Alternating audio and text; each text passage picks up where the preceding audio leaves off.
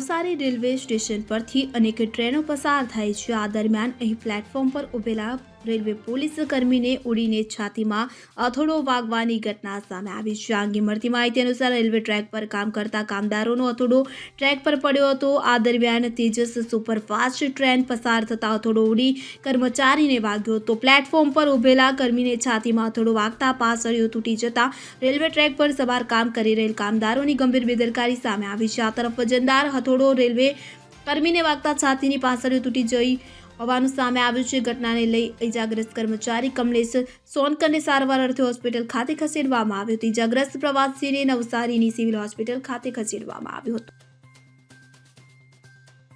Bureau report CN24 news. હવે જુઓ દેશ દુનિયાની તમામ ખબરો તમારી આંગળીના ટેરવે। ઉઠાવો મોબાઈલ અને ગૂગલ પ્લે સ્ટોર પરથી ડાઉનલોડ કરો અમારી CN24 ન્યૂઝ મોબાઈલ એપ।